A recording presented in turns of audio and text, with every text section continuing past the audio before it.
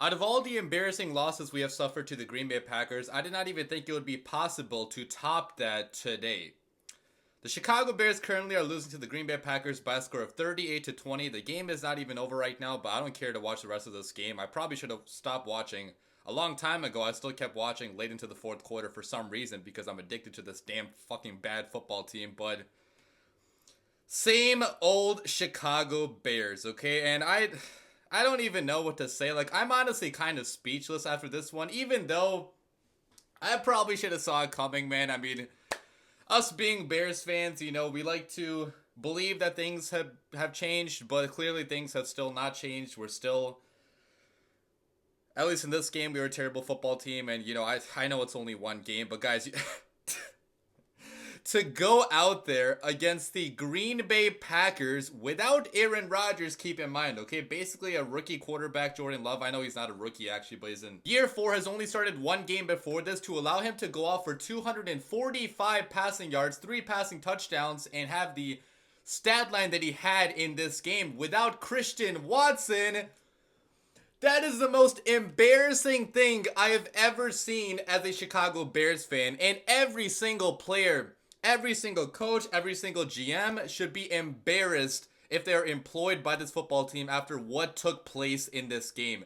Justin Fields, the defense, the offensive line, Luke Getsy, Matt Eberflus, Alan Williams, every single fucking person on this team should be ashamed of themselves for what went down in this game. And obviously I'll get to Justin Fields in a little bit, and I do not want to blame this whole loss on him, obviously, because the offensive line was terrible throughout the entire game. The play calling was terrible also throughout the entire game, but I guess I'll talk about Fields right now. I mean, in the second half, that pick 6 was terrible. The fumble was not good. Still made some inaccurate throws in the pocket. He also did have some good moments, too, in that first half, in which I thought things were changing. I thought, you know, especially the first couple of drives, he looked accurate on the run. He looked like he was getting the ball out quick, and the short passing game was working. He also had a really good throw to Darnell Mooney in the end zone. So, in no means am I off the Justin Fields train right now. You guys know, like, I'm still a big Fields fan. I'm going to be on the train until the wheels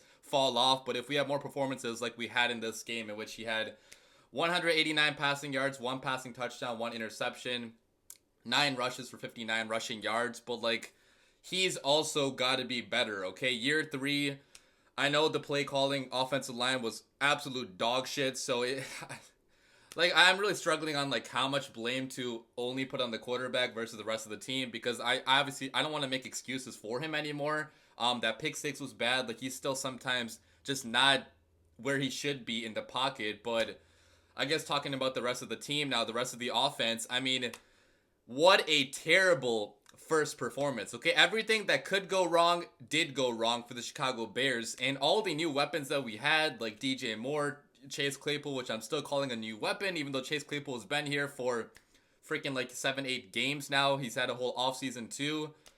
Claypool did nothing, basically. DJ Moore had a few nice plays in which we did target him, and he had some, you know, nice yards after the catch, but aside from that, I mean, Darnell Mooney was the best weapon the Bears had in this game, so shout out to Darnell Mooney for having 4 receptions for 53 yards. But offensive line, complete shit.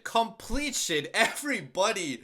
Braxton Jones had so many holding penalties. Darnell Wright, he's a rookie, so I'm going to take it easy on him. But he also had a lot of rookie moments in this game where he got beat off the edge. You know, not a good performance by him. The interior also did allow pressure throughout the entirety of this game. I'm not exactly sure what the, you know, actual pressure rate was in this game, but I'm sure it was really high because almost every other play, it seemed like Justin Fields had pressure in his face very, very quickly, okay? The Packers defensive line, this was my fear going into this game. The Packers D-line dominating us up front, and that is exactly what happened from beginning to end, okay? So, really cannot get anything going from the pocket also because of how bad the protection was. But talking about Luke Getsy then, this guy seems to be a double agent working for the Green Bay Packers because, my God, that was one of the worst called games I've ever seen out of any Chicago Bears offensive coordinator. The amount of screen passes and predictable play calling that we had at the beginning of this game, it just made me want to rip my hair out, okay? Because why the hell? I know that it was a bad offensive line, so I get that he was limited in terms of play calling that he could be doing because of how much we were getting bullied up front. So at least the screen passes were getting the ball out of Fields' hands quickly. But at some point, it was just way too fucking much. Like, every other play was a horizontal play. Most of them went backwards. The blocking was not good on them today. So, like, execution bad on those plays. Play calling also, I feel like, was bad in that first half, right? Because it was so freaking predictable. It seemed like the Packers knew instantly what the Chicago Bears were doing, and they could handle it instantly as well. So, man, Luke Getsy had a terrible, terrible day. And I'm honestly starting to question Luke Getsy too, because he has not proven himself either as an offensive play caller. You guys have to remember, he was a rookie play caller last year. Going into year 2, this was not the performance that we needed out of him. Okay, we did get 20 points, but 7 of them were in garbage time when the game actually was relatively competitive. We only had only 6 points, right? I mean, I guess the second touchdown you could count because that didn't make the game a 10-point game. But yeah, we only had, 13 points when the game was actually relatively close. And that's freaking pathetic against the Packers defense that did have holes in the secondary, okay? We did not attack downfield whatsoever. It seems like Chase Claypool is just, he's non-existent, which that's going down as such a terrible trade right now by Ryan Poles to give up pick number 32 for a guy that we cannot seem to get involved in this offense. So, offense, man, freaking pathetic as usual. And talking about the Chicago Bears defense that allowed Jordan Love to score 31 points. 7 came from the pick 6, but allowing Jordan Love to score 31 points with how they were missing Christian Watson too. I mean, that's just freaking unbelievable. Like, Romeo Doubs, the rookies they had out there, young tight ends, like, they went off against the Chicago Bears. We could not stop Aaron Jones whatsoever on the ground or through the air. Aaron Jones also had 86 receiving yards, and he had a big play too of like 50 plus yards, I believe. And just safety play was terrible in this game. Okay, both Eddie Jackson and Jaquan Brisker, not good whatsoever. Bad day by them. The coverage also across the board was bad. The only player that actually had a good game on the defense, I'd say, is Yannick Ngakoue. Shout out to Yannick, who had a sack. He also had a nice play against the run. So Yannick definitely did step up at times, but otherwise the D-line was complete dog shit like it was last year. So I do not even know what else to say, okay? It's just all going to be negative stuff. Like, I don't even have much positive stuff to say throughout the rest of this video, so I'm not even going to talk too much longer. And